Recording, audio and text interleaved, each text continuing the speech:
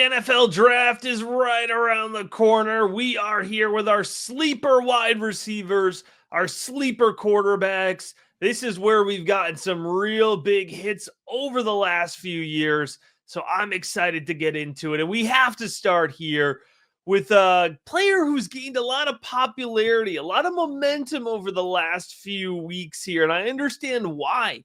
It's the wide receiver out of Washington State, Kyle Williams.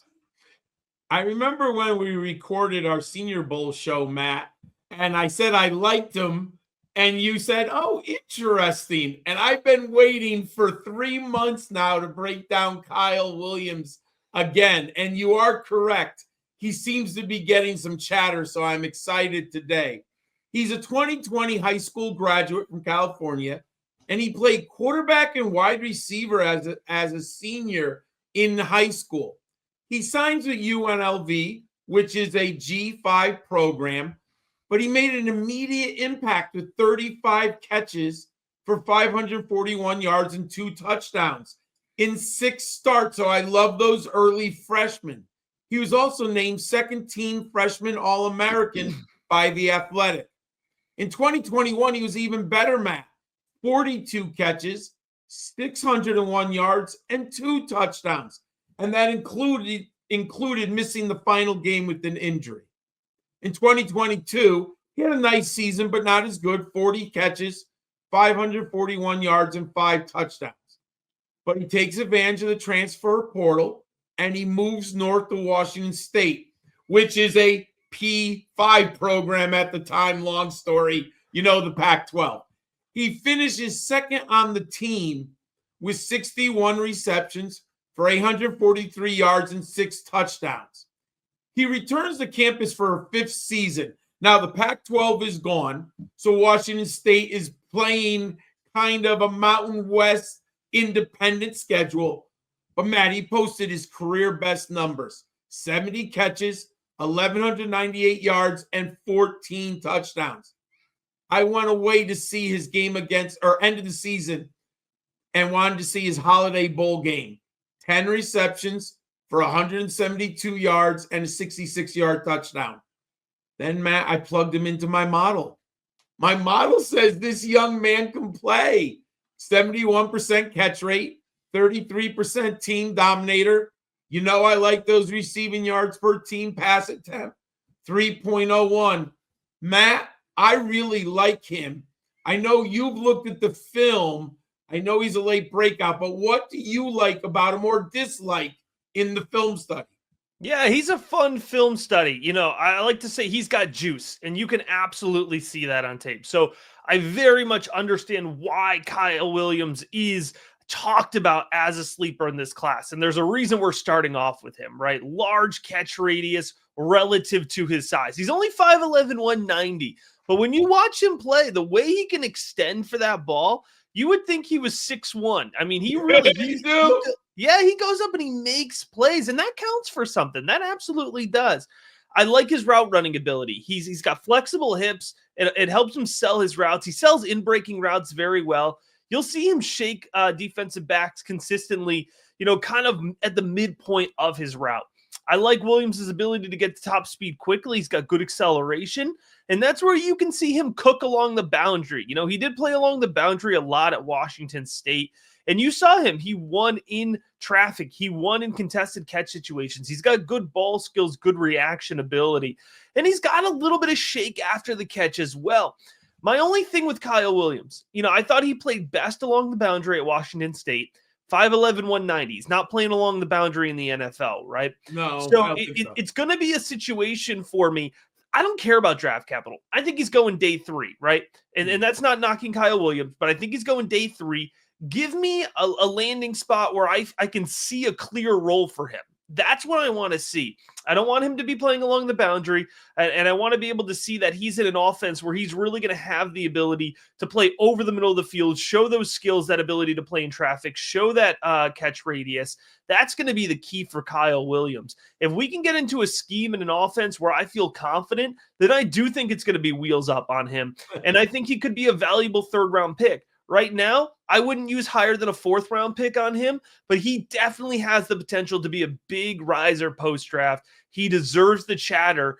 Another player, John, who I think deserves more chatter, I'm not hearing anything on Jacorey Brooks, the wide receiver out of Louisville. I had to beg John, let me put Jacorey Brooks in the sleeper video. This is one of my guys. I think he's probably going undrafted if you did a 48 pick, standard 12-team 4-round rookie draft. I think he's going undrafted pre-draft, but I think he'd be a 4th round pick post-draft because I think he's going to get a little bit better draft capital than folks are expecting. I'm so glad you put him on the list because I did watch him more within the last 2 weeks. And man, I have a 6th round grade on him, which means he could be an undrafted free agent. Maybe he gets pick number 200.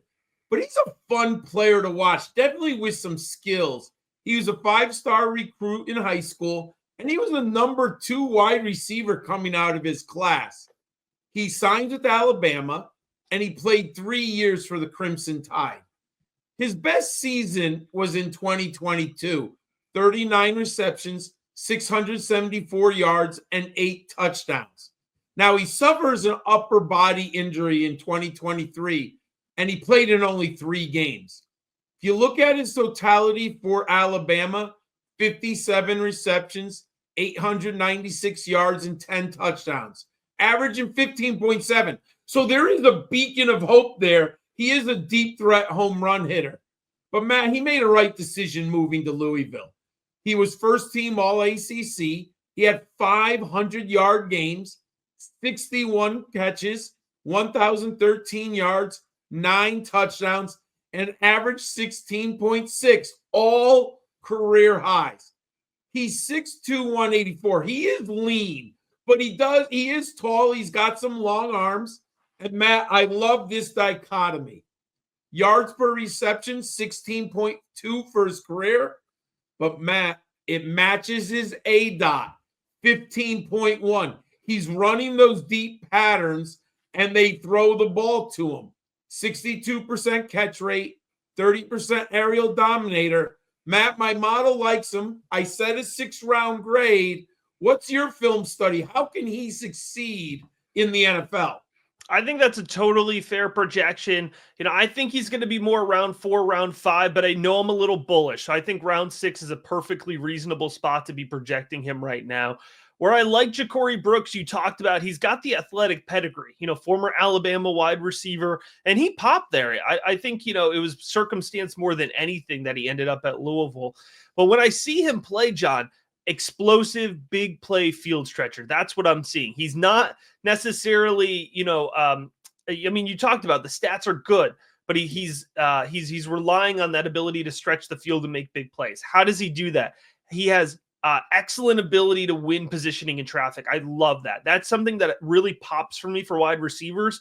And when wide receivers consistently win positioning, they don't let defensive backs jump their routes, especially over the middle of the field, especially when those defensive backs are getting physical. That's a big check mark for me. And Jacorey Brooks absolutely shows that. I love his late adjustment ability. He's able to go up and get balls thrown above his helmet consistently. He catches balls thrown behind him in stride. He's not phased. It's a very natural reaction skill. That's something you just cannot coach up. Brooks is speedy. I like his ability to get off the snap. He's speedy. He closes space in short space. He's got sharp footwork. I love his in-breaking routes, the slant routes, working the post over the middle of the field. He cuts with sharp footwork. It helps him separate consistently, and it helps him win that body positioning that I was referencing earlier. So he wins through his routes, John. I think this is a guy you could play along the boundary. He's also the type of guy I think could really chew up along the seam at the next level, right? Stretch the field. Maybe not the most consistent guy. Maybe not a 80 to 90 target NFL receiver, but the type of guy who could do a whole lot with 60, 65 targets, yes, right? Could be a big play threat for you. And if you're able to draft him in the 4th round of your rookie drafts, which I think is absolutely in play, that's something that I'm going to want to lean in on consistently. Jacorey Brooks, definitely somebody who I'm going to have over 50% exposure to. He's a really exciting player for me. And we have one more wide receiver before we pop on over to a couple quarterbacks here, John. And I got to tell you, there are a few listeners, and that especially, I see the comments on YouTube that are asking for this guy all the way back in January. So we have finally done it, folks. We are talking about Nick Nash, all right, the wide receiver out of San Jose State. And don't think we don't know him. Nick Nash was definitely me and John's college fantasy football lineups this year. He was super productive, and John's going to tell you exactly how productive. Hey, this is the perfect episode to put Nick Nash on because he was a dual threat quarterback in high school. So he on the quarterback wide receiver sleeper, he fits perfectly. He's a 6-year player at San Jose. So I do think there are people who've just checked him off their list, late breakout, no context. They're not going to watch a G5 player at San Jose State. But I think people are making a mistake if they're not breaking down some film. And he also played left field on the baseball team. So he actually goes to San Jose, Matt. And for the first three seasons, he's basically a quarterback. Doesn't get on the field a lot until 2021. And he played 11 games this year. Matt, I was like looking at these stats, and I was like, wow, I did not know this. He had 971 passing yards and 6 touchdowns. And he rushed for 385 and a score.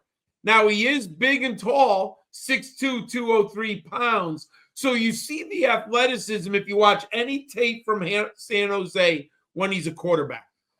But he moves to wide receiver in 2022 for a variety of reasons.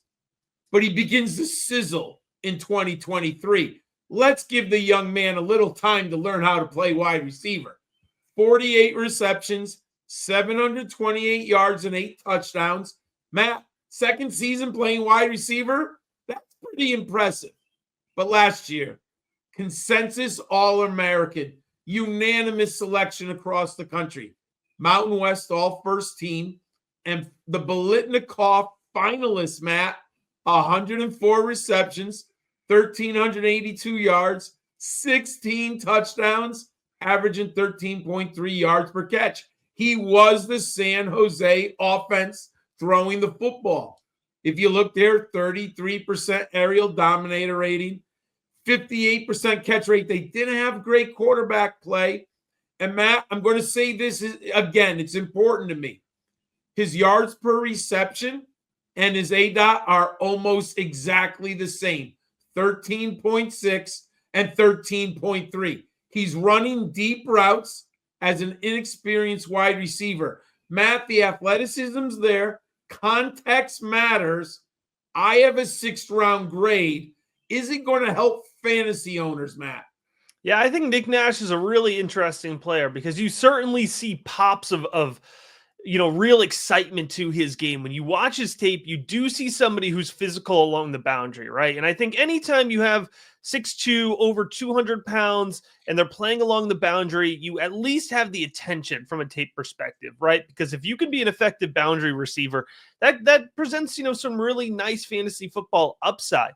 I think when you're watching Nick Nash work through his routes, he's got a good double move. He's got good footwork. He does show the ability to separate at times. And playing along the boundary there, he extends very well. He's got good boundary presence. He feels the boundary very well. He's able to go up, extend his frame, and he's able to kind of, really take advantage of those contested catch situations. Where I struggle with Nick Nash is I think that really fails to separate before the catch point, right? You could see defensive backs hanging all over him. I talked about how I love wide receivers that do win positioning. Nick Nash is not necessarily one of those guys. And I think, you talked about he started his career off as a quarterback. You can kind of see that sometimes because there's some drops on his tape. And there's some real concentration drops. And I have a rule. I do not cross out non-power 4 guys at the wide receiver position, running back position, no position. I really keep them in context. But when I'm watching a guy who's not from the power 4, I want to see him consistently dominate. And I know the stats were good, but when you watch the tape, you didn't see a guy, in my opinion, who consistently dominated. And that's enough of a red flag for me, where I think Nick Nash is not somebody who I'm going to take but I do think that he is in play in the 4th round.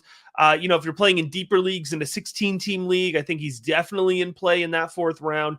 And there's going to be guys who are in on him, especially if he gets round 5, round 6 draft capital. I understand. I'm following the process. It's just not there for me specifically because of the hands, but definitely somebody that we should be talking about. Definitely somebody worth talking about. But John, there is nothing worth talking about more than the value that you can get over at patreon.com/rookiebigboard. If you want to get access to our rookie dynasty Devy rankings, folks, even if you have watched all of the rookie videos and our sleeper videos, you're still only scratching the surface. There is so much more content out there. The Rookie Big Board Discord, one-on-one draft consultation calls. Volume 1 of the Rookie Big Board Guide is out now, over 108 pages. Volume 2 dropping the Monday after the NFL draft. Projections for every single NFL player and more over at patreon.com/rookiebigboard for just $5 a month. Whether you're watching or listening, the link to join us will be in the episode description. So with that being said, John, we have some more wide receivers.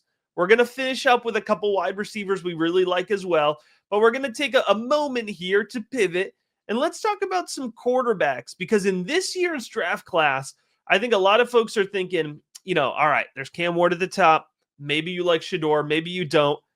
And then what? We did a rookie profile on Jackson Dart. But past that, John, a lot of question marks, but we don't fade from that. We want to dig into that. We want to find that value. And we're going to start here with the Louisville quarterback, Tyler Shough. This is one of the first players. Matt and I are going to have different opinions on Tyler Shough. No, let's go. Let's bring it. I know I'm lower on him than consensus. He's my number 6.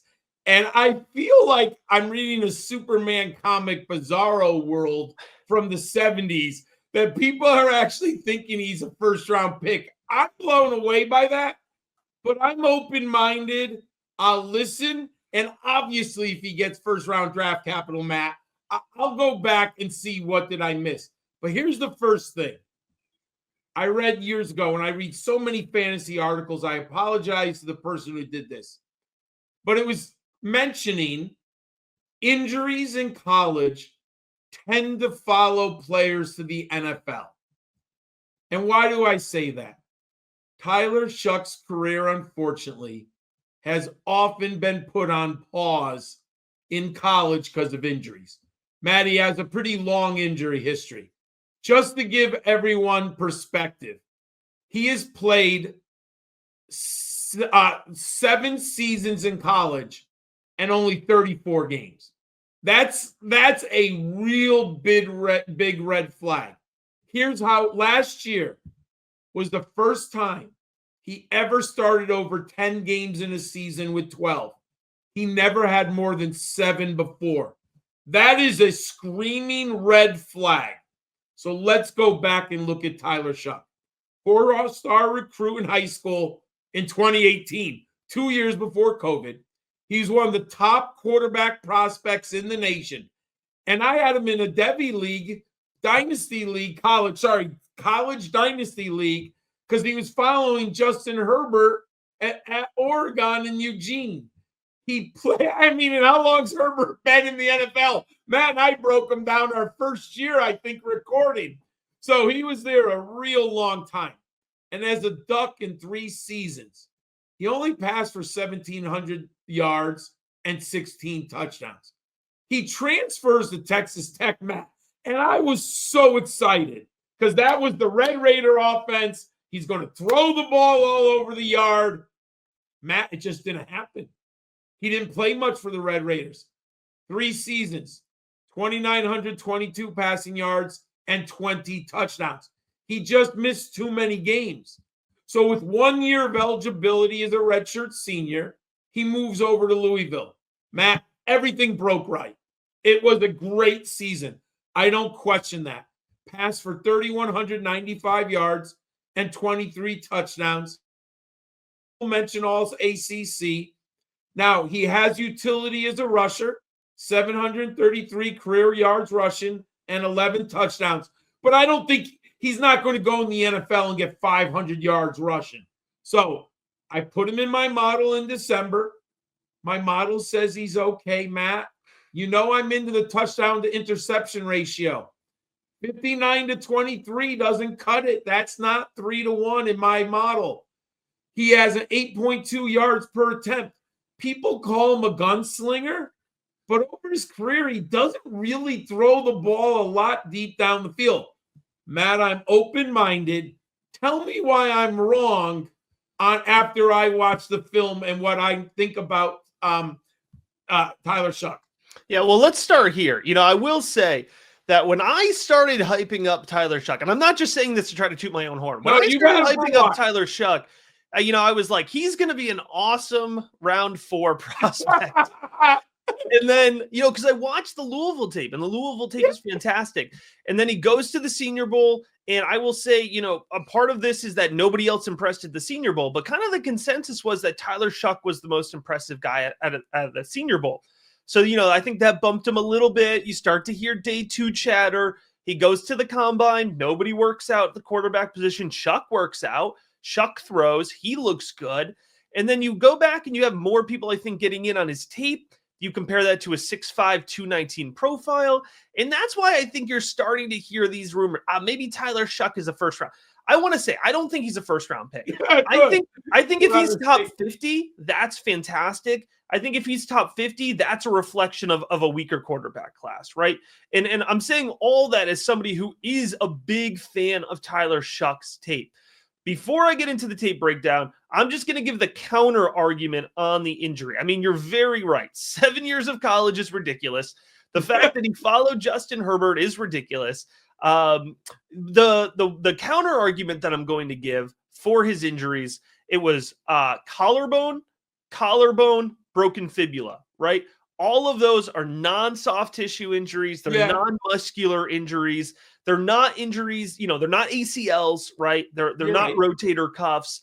And so, although it's extremely unfortunate that he consistently missed time and had his season cut off for those injuries, it doesn't necessarily suggest to me that there's a long-term issue there, right? And so I'm willing to put that aside. It's important context, right? And again, the reason I'm not saying he's a first round pick, and then when you compare that to his tape, I really enjoyed watching his tape. The arm strength and arm talent is very evident to me. So he can absolutely push the ball downfield. He's got good zip, good velocity through the midfield. What really surprised me about Tyler Shough, a guy who is a true 6'5", he's got a range of release points. In my head, I'm thinking 6'5", he's stiff, right? He's locked into the pocket.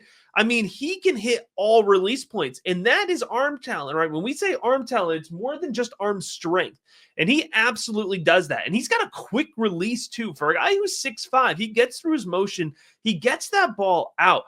You mentioned it, John. I'm calling him a gunslinger. And you're right. If you look at, what he was asked to do in the Louisville offense, not necessarily a gunslinger in the sense of pushing the ball, 35, 40 yards downfield consistently.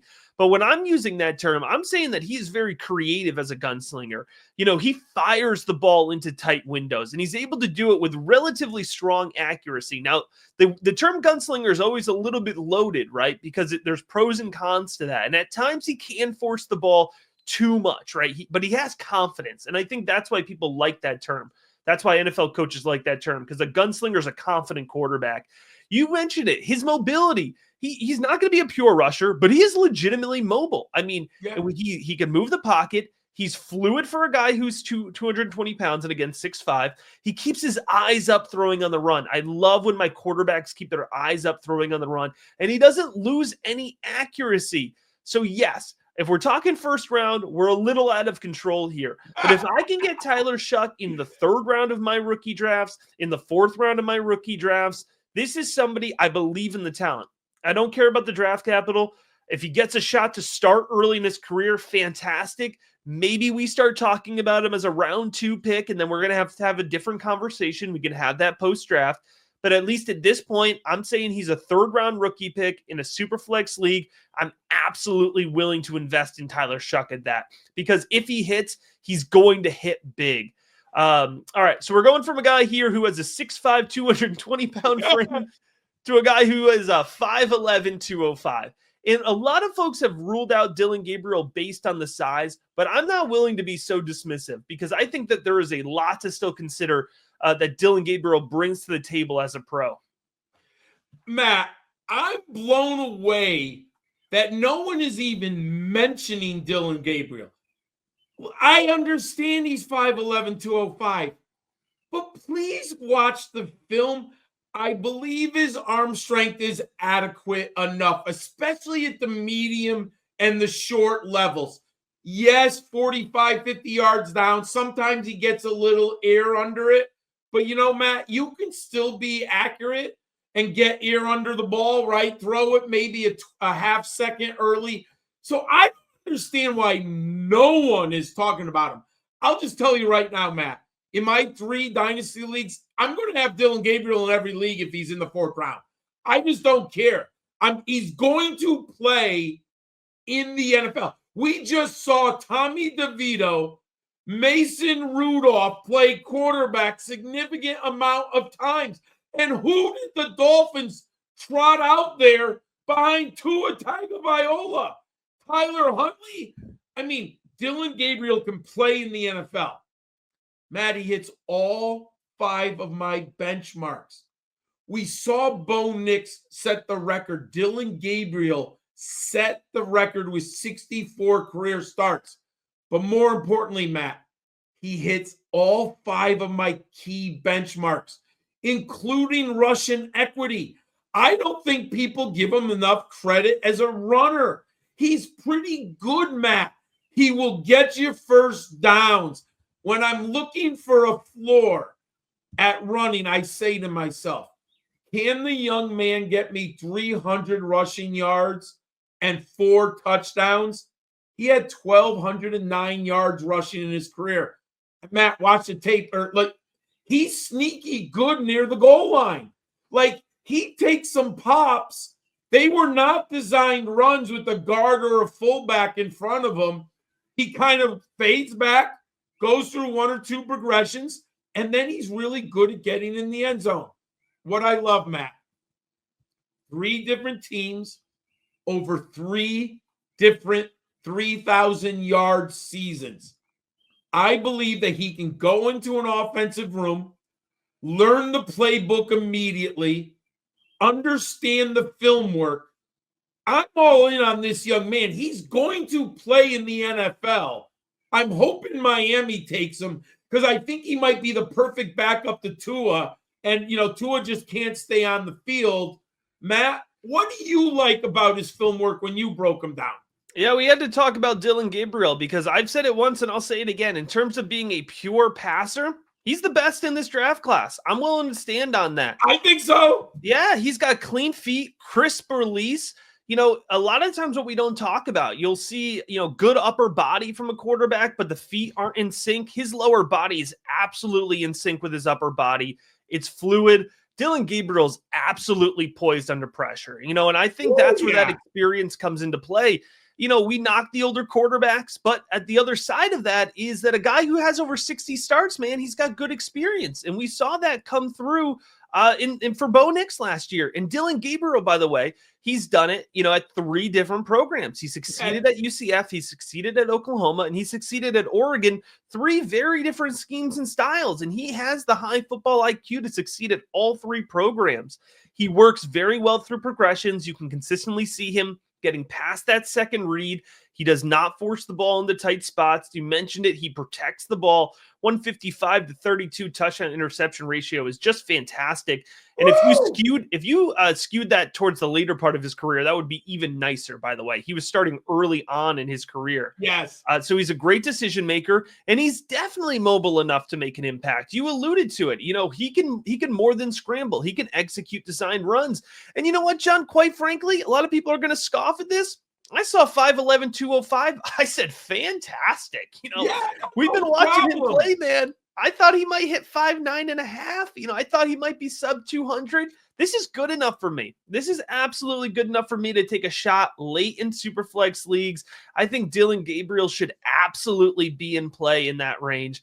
And somebody who I think is in play maybe a little bit later, But we have folks playing 16-team leagues. We have folks that really want to dig deep, super flex, put a quarterback on their taxi squad. And I understand, but I think Will Howard deserves some discussion here. I'm not off Will Howard. Will Howard's interesting because he does get the label of a winner because he wins the national championship at Ohio State. And I would say a large percentage of the football world saw the Buckeyes in the playoffs. So he gets this moniker. Now, I'm not exactly sure if that's 100% true because Ohio State was loaded. And people, they weren't just loaded at the skill positions. They're going to have a lot of defensive players in this NFL draft. They were loaded everywhere. But Howard came in and he guided him to the championship. Now, I have visions. I don't understand a team like Baltimore. I think Will Howard's the perfect backup or third stringer to Lamar Jackson. And here's why. If Lamar Jackson went down and you need him in the third or fourth quarter, you can just put Will Howard in. He's not going to be as accurate. He's not going to be as good. But you know what, Matt? He can run the football. He can run the offense. And I don't understand why there's a dichotomy where teams don't draft a similar style for their backup. Like sometimes I'm like, that backup is completely different than the starter. It doesn't make any sense. So I do think Will Howard is going to get drafted in the 4th round. I have a day 3 grade on him. Hey, he was a 3-star recruit coming out of Pennsylvania. He goes to Kansas State. He plays 9 games as a true freshman. And he was actually pretty good in 2023. He was second team all Big 12. He has a lot of rushing yards that year, 81 carries, 351 yards, and 9 touchdowns. I mean, he's a good dual threat quarterback. He started 27 games for the Wildcats, and he played in 34. When he leaves Kansas State, 5,786 passing yards, 48 touchdowns, which is the school record, 921 rushing yards, and 19 scores. Matty Smart, he was a first-team academic all Big 12 3 years in a row. So I think he can come in and learn the NFL playbook. He goes to Ohio State, used the transfer portal, third team all Big 10. He did pass for 4,010 yards, 35 touchdowns, and only 10 interceptions. Matt, I do like the young man. I have a 4th round grade. I don't think you could center your offense around him. My model says he's pretty good, doesn't love him. The experience is there. The Russian equity is there. But what your fantasy footballers know about his tape after and I'll say I think he deserves the winner moniker more for what he did to raise the floor of that Kansas State program. I was so impressed. He brought him to the Big 12 championship. And certainly I think more folks know him from Ohio State, but I think his Kansas State experience is wicked impressive. In terms of his tape, a good lower body mechanic. So he's got really clean footwork. He's fluid within the pocket. He's comfortable stepping up and through the pocket. I like his ability to adjust velocity. Will Howard, not the best arm strength, but I think he's got some arm talent there. He's got good touch on the ball. He leads his receivers well. I think Howard, for the most part, has an appropriate understanding of when to put touch on ball, how to adjust that velocity. He's calm under pressure in the pocket. You could say that's easy to do at Ohio State, but I think that translates back to his Kansas State days. You mentioned it, John. You could throw him in the 3rd and 4th quarter as a backup. He's calm under pressure. Yeah. And I think that definitely carries throughout his game. He's got good pocket presence. I think Howard has good accuracy in the short and midfield. I do think there's limitations when you're pushing the ball downfield with Will Howard, right? And so the idea of him backing up a quarterback who primarily throws in the short and midfield, I think is perfectly appropriate. I think that's a really good projection out for him. He's 6'4", 236. He can run the ball, and he's physical running the ball. I'm not comparing him 1-to-1, but the way Josh Allen tucks the ball, drops his shoulder, is willing to, put his head down for a few extra yards. Will Howard definitely has that approach and that mentality when he's running the ball as well. He can execute design runs. He can be physical at the goal line for you. And so there's enough where I think Will Howard should be in the discussion. And I think he's somebody who, although if you did, again, a rookie draft right now, standard 48 picks, he might not get selected. I think when we get post-draft, you mentioned it, early day 3 draft capital, I think that's in play. There's going to be a lot more people deciding if Will Howard should be a draft pick in that 4th round range. And I think his skill set, as long as he even has a decent landing spot in somewhat of a path to starting in the future, if an injury happens, or that, if it's a quarterback with a contract expiring in the next few years, I think Will Howard is the type of guy you want to draft and you want to stash on your bench.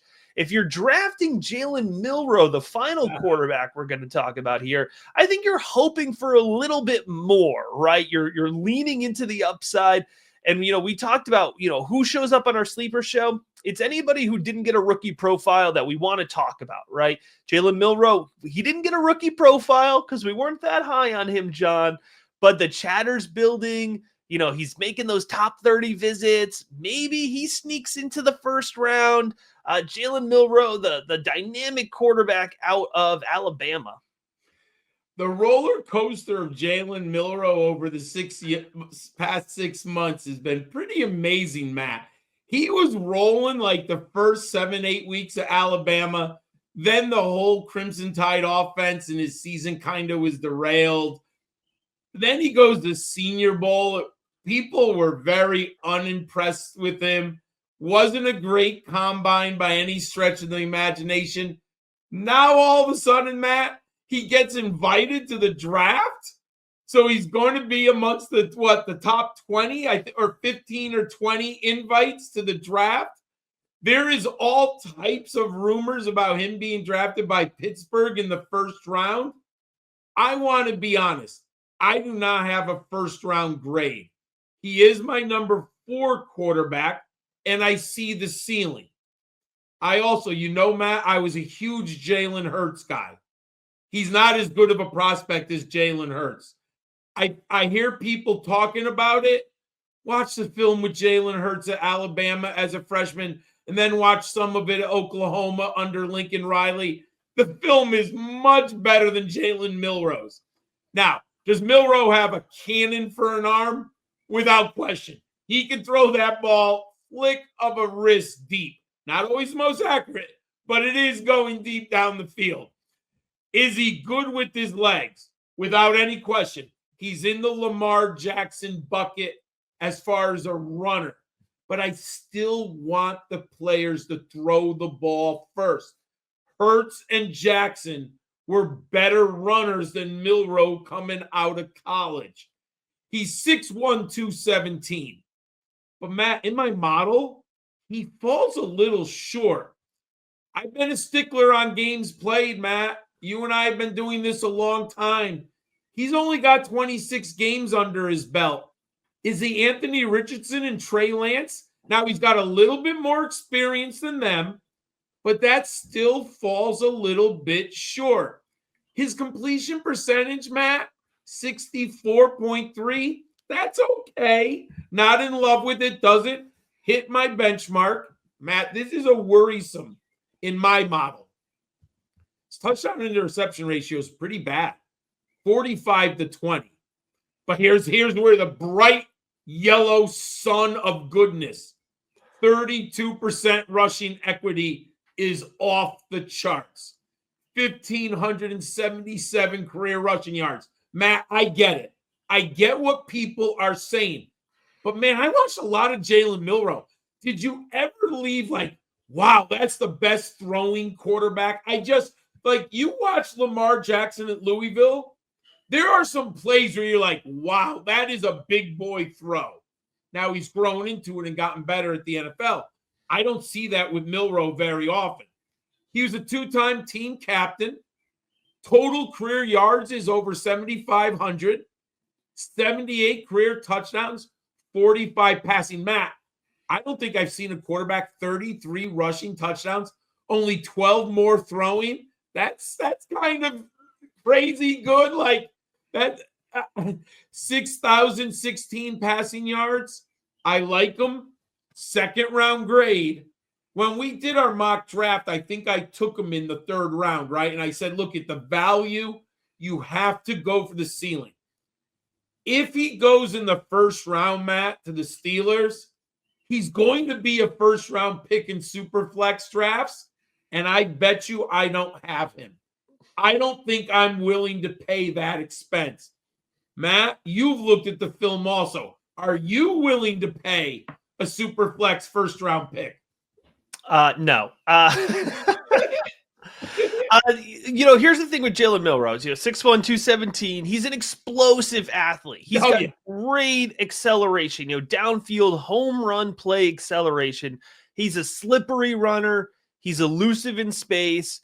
But the problem is that I am leading with talking about his rushing ability. And I'm the guy, man. Like, I talk about it all the time. You draft quarterbacks for upside. You draft quarterbacks that have rushing ability. That makes a huge impact for their fantasy potential.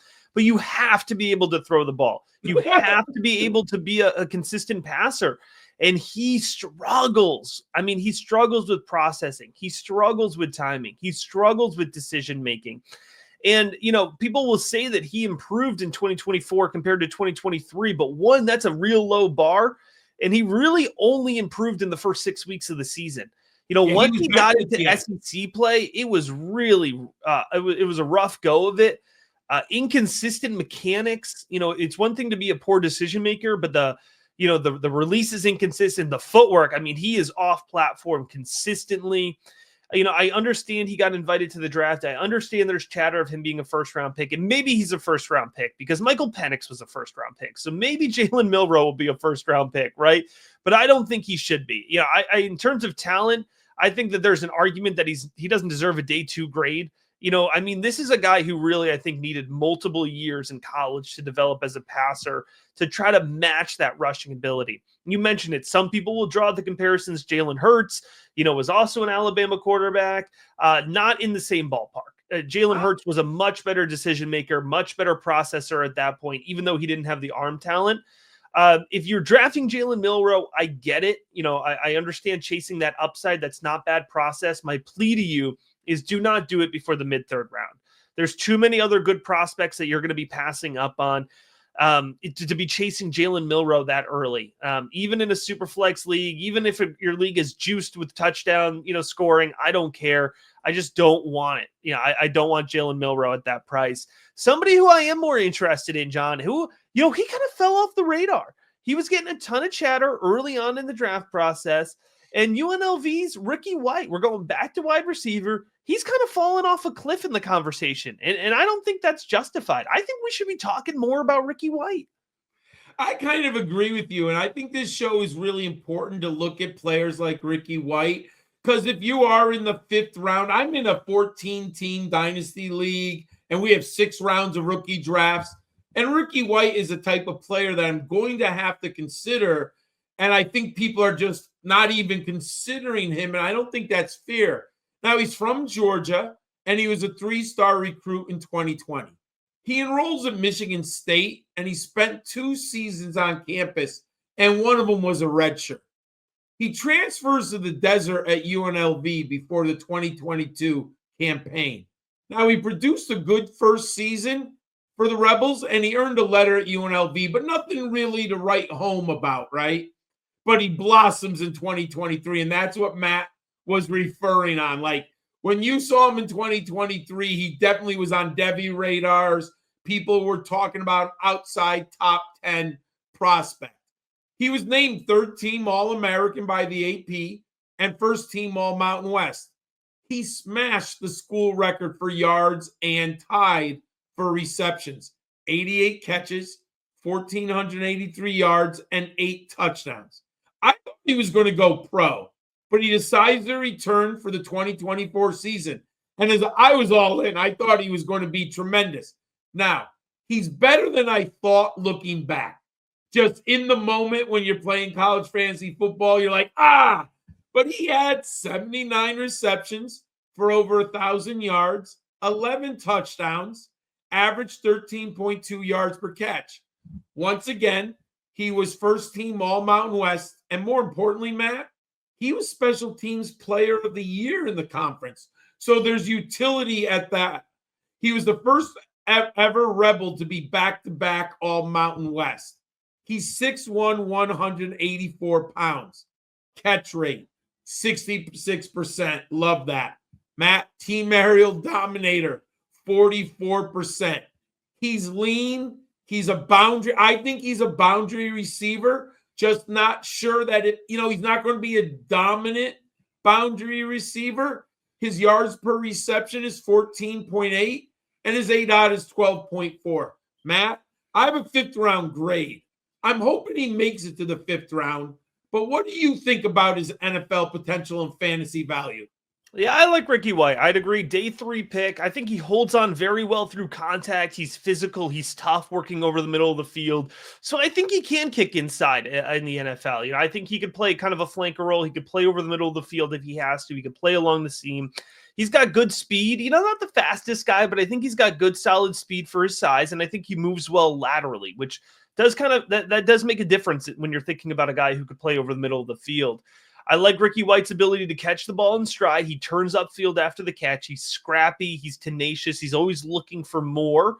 I like his release. He wins with a sharp first step. He's got good handwork there. He's not afraid to cross over the face of a defensive back if he's getting pressed. He releases well off of zone coverage. And, we do have some examples with Ricky White. He had tape against Syracuse. He had tape against, was it Michigan, right, that UNLV played? So we've got some good examples of him playing higher level defensive backs.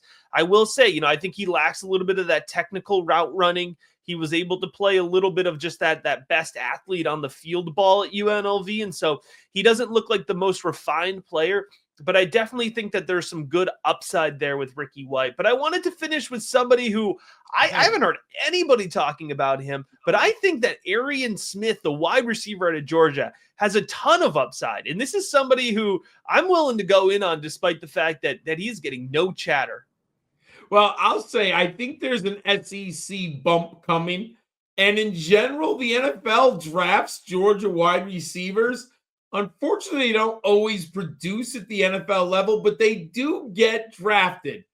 As a high schooler, he was a 4-star prospect, and he played in the 2020 Under Armour All-American game. Now, he redshirts in 2020, and he really first saw action on the gridiron in 2022. Now, if you go back and look at his career, Matt, at Georgia, he competed in track in the SEC outdoors. He finished 8th in the 100 meters, and he ran leadoff for the Bulldogs on a school record-setting 4x100 meter relay effort. Matt, there's no question about his straight line speed. You can see that on the field. From 2020 to 2023, his first 4 seasons, he only caught 20 passes. Now, the Bulldogs had pretty good receivers for 539 yards and 6 touchdowns. But here's a big green flag. He averaged 26.9 yards per catch. So obviously, when he had the ball in his hands, Matt, deep down the field, he made things happen. In 2024, he finally became an impact player, setting career bests across the board. 48 catches for 817 yards and 4 touchdowns, averaging 17 yards per catch. Yards per catch in his career, Matt, 19.9. That's a green flag. However, only 68 career receptions, never had above team dominator of 21%. And I do worry about this receiving yards per team pass attempt, 1.59. I have a day 3 grade. I think he's a 5th round pick.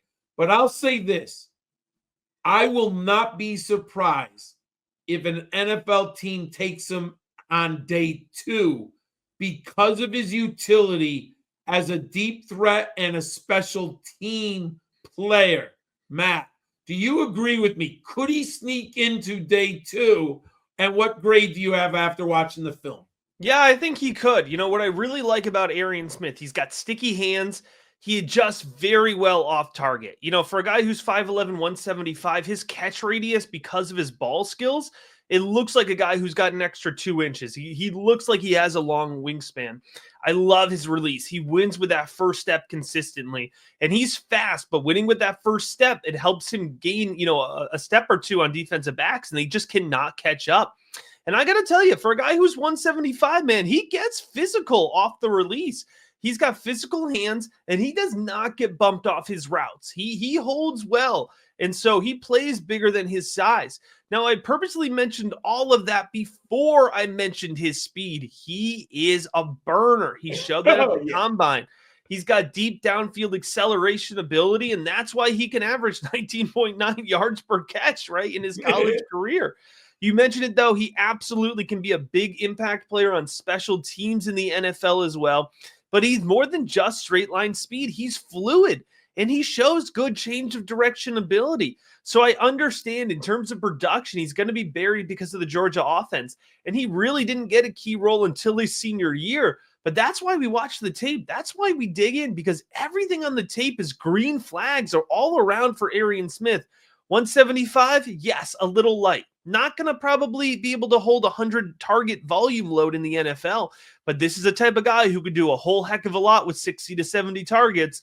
And if your league has special team scoring, that's a really big plus on top of it.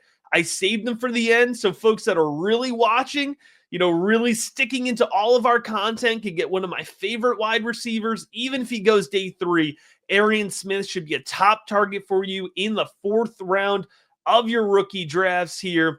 We have that is our 9 quarterback and wide receiver sleeper picks for you. If there's somebody we didn't talk about, you want us to talk about, now that we have finished up our sleeper episodes as well, drop us a comment. Folks, the NFL draft is right around the corner, and you better believe that we have plenty more content coming your way, including right after the NFL draft, reactions to every fantasy relevant landing spot, follow-up mock drafts, ADP discussions, helping you win your rookie drafts. And if you want to get the best personalized, most in-depth advice, head on over to patreon.com/rookiebigboard. Now is the time to get ahead of your league mates and get on winning those rookie drafts, fantasy football championships. We're going to be back real soon with more rookie content.